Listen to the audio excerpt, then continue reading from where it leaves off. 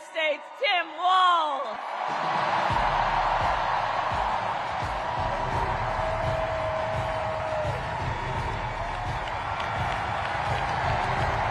Wow.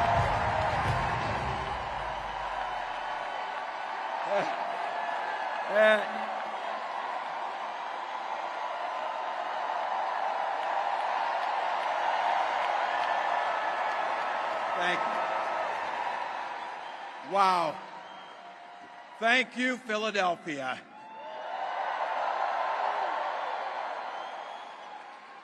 Thank you, Madam Vice President, for the trust you put in me, but maybe more so, thank you for bringing back the joy.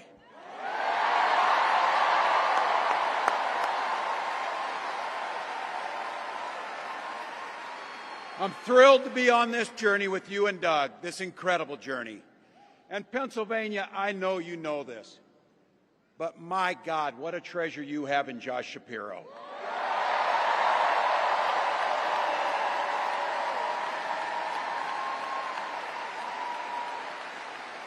Holy hell, can this guy bring the fire? He can bring the fire. This is a visionary leader. Also, I have to tell you, everybody in America knows when you need a bridge fixed, call that guy.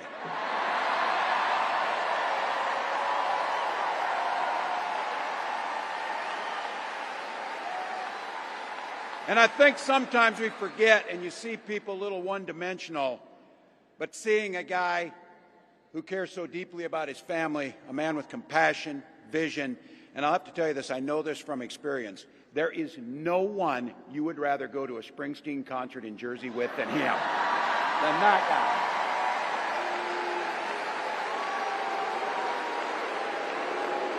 Roots!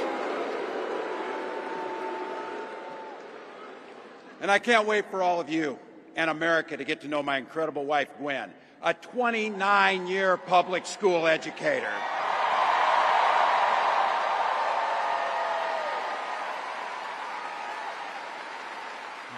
Don't ever underestimate teachers.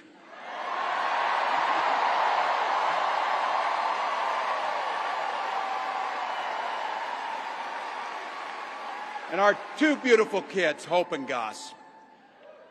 I couldn't be prouder to be on this ticket and to help Vice President Harris become what we all know is very, very good for us to think about, next President of the United States of America.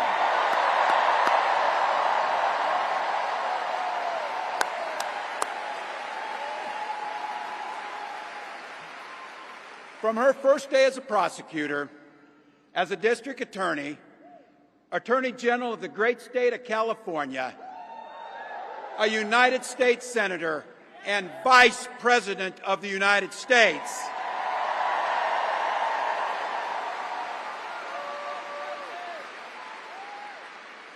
Vice President Harris has fought on the side of the American people. She took on the predators, she took on the fraudsters, she took down the transnational gangs, she stood up against powerful corporate interests, and she never hesitated to reach across the aisle if it meant improving people's lives.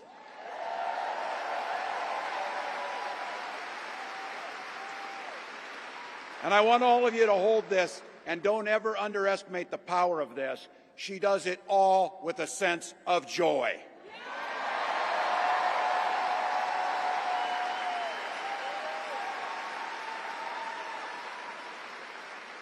I know a little something about that commitment to people. I was born in West Point, Nebraska. I lived in Butte, a small town of 400, where community was a way of life. Growing up, I spent the summers working on the family farm. My mom and dad taught us, show generosity towards your neighbors and work for a common good.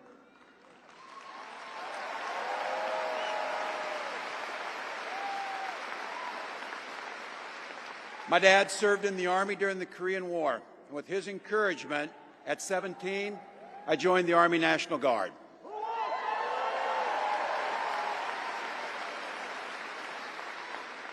For 24 years, I proudly wore the uniform of this nation.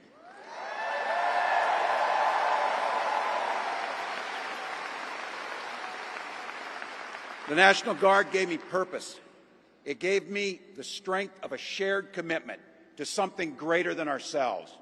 And just as it did for my dad and millions of others, the GI Bill gave me a shot at a college education.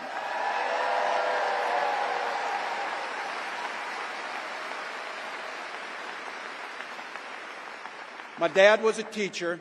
My brothers and sisters and I followed in their footsteps. 3 out of 4 of us married teachers. What we do. For nearly 20 years, I had the privilege of teaching high school social studies and coaching football.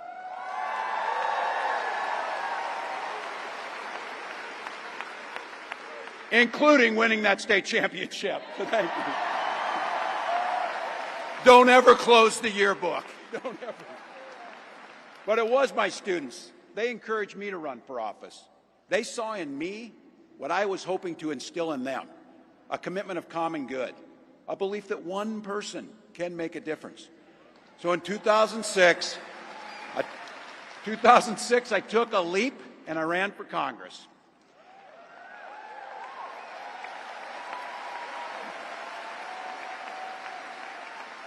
And because high school teachers are super optimistic, I was running in a district that had 1 Democrat since 1892. Well, my neighbors graced me with an opportunity to represent them in the United States House of Representatives.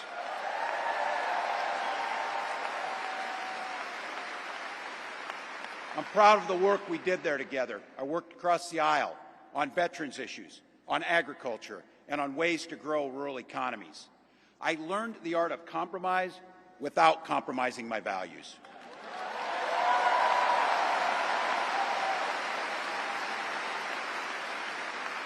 And now, as governor of the great state of Minnesota, I bring those experiences to bear in tackling the challenges that are facing our great state. Minnesota's strength comes from our values, our commitment to working together, to seeing past our differences, to always being willing to lend a helping hand. Those are the same values I learned on the family farm and tried to instill in my students. I took it to Congress and to the state capitol, and now Vice President Harris and I are running to take those very values to the White House.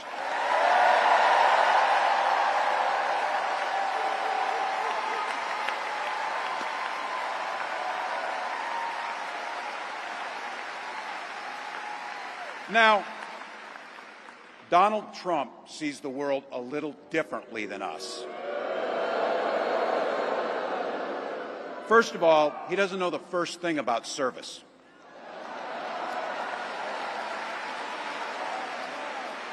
He doesn't have time for it because he's too busy serving himself. Again and again and again, Trump weakens our economy to strengthen his own hand. He mocks our laws. He sows chaos and division. And that's to say nothing of his record as president. He froze in the face of the COVID crisis. He drove our economy into the ground. And make no mistake, violent crime was up under Donald Trump.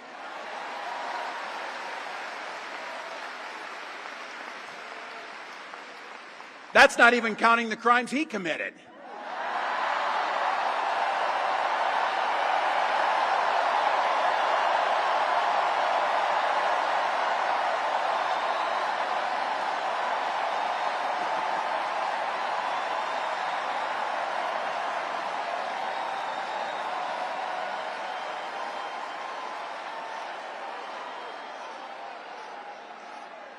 You know, some of us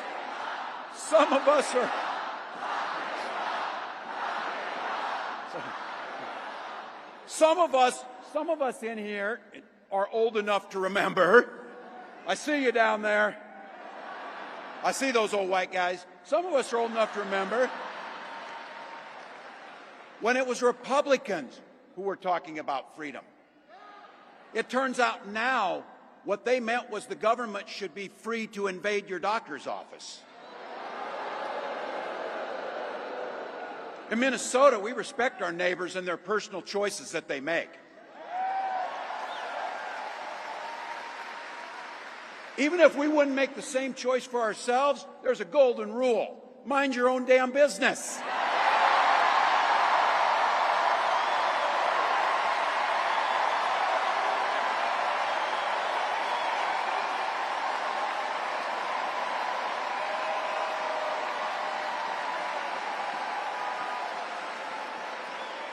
These guys are after my heart chanting, mind your own damn business. That feels good, so thank you.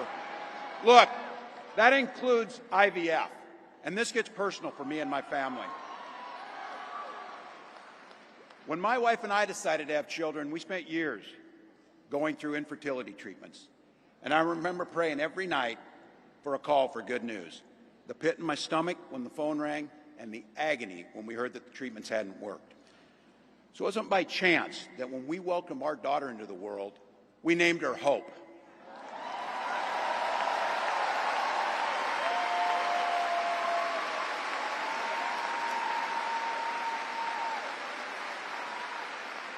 When Vice President and I talk about freedom, we mean the freedom to make your own health care decisions.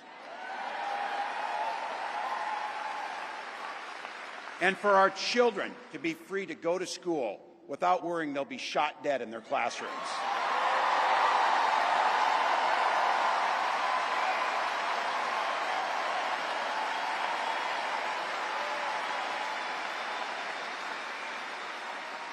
By the way, as you heard, I was one of the best shots in Congress, but in Minnesota, we believe in the Second Amendment, but we also believe in common sense gun violence laws.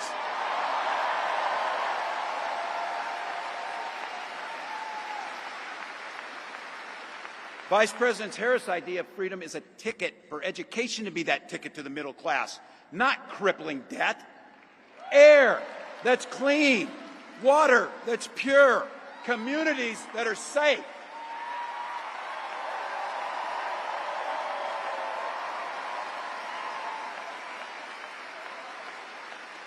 A place where we settle our political differences not through violence, but with our votes.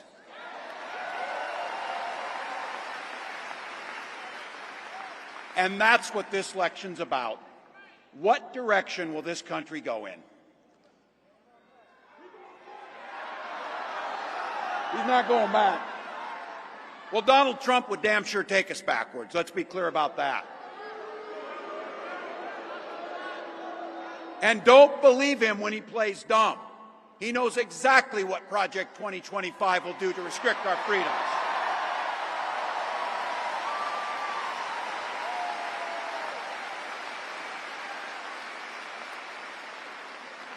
To rig the economy to help the super rich. If Trump gets a chance to return, he's going to pick up exactly where he left off 4 years ago. Only this time, it will be much, much worse.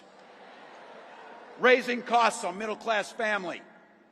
He will repeal the Affordable Care Act, no doubt about it. He'll gut Social Security and Medicare. And when somebody tells you they believe him. He said he'd ban abortion across this country, and he'll do it, whether or not Congress is there or not. Donald Trump's not fighting for you or your family. He never sat at that kitchen table like the one I grew up at, wondering how we were going to pay the bills. He sat at his country club up in Mar-a-Lago, wondering how he can cut taxes for his rich friends. And I got to tell you, his running mate shares his dangerous and backward agenda for this country.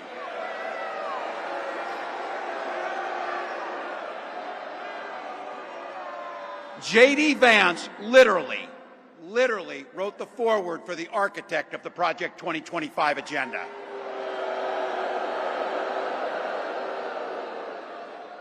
Like all regular people I grew up with in the heartland, J.D. studied at Yale, had his career funded by Silicon Valley billionaires, and then wrote a bestseller trashing that community. Come on! That's not what middle America is. And I got to tell you, I can't wait to debate the guy.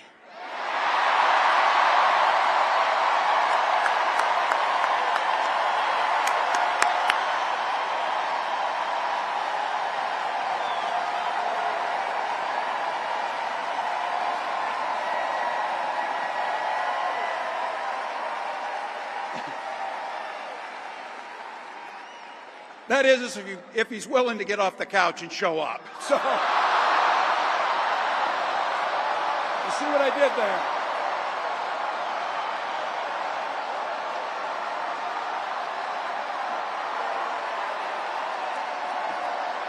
Look.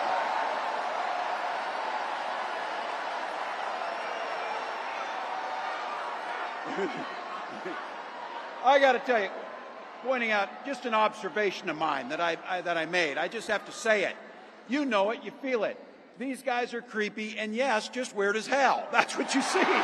That's what you see.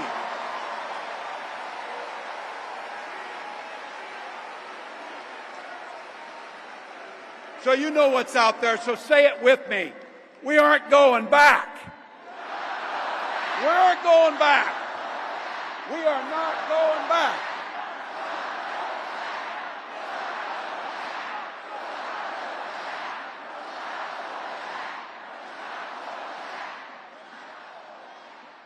So we got 91 days. My God, that's easy. We'll sleep when we're dead.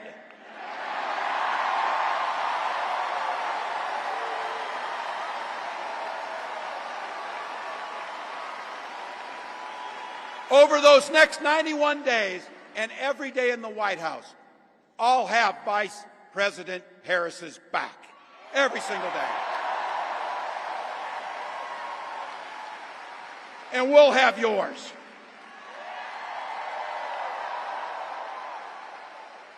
You know how this works. We can't do it alone. We need you, each and every one of you.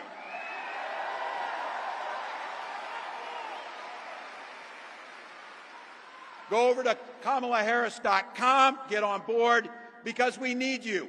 Freedom to make our own choices. This leader, this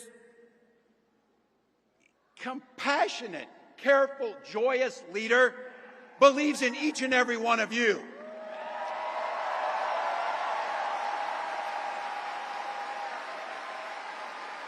My God, you came here tonight to sit at the very top because you love this country and you're not going back.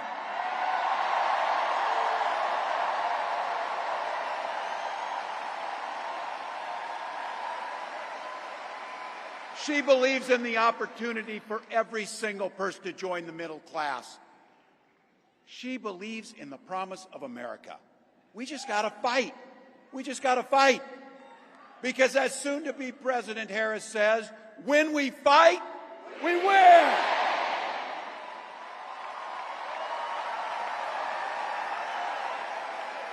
Thank you, Philadelphia. Thank you, Vice President. God bless America.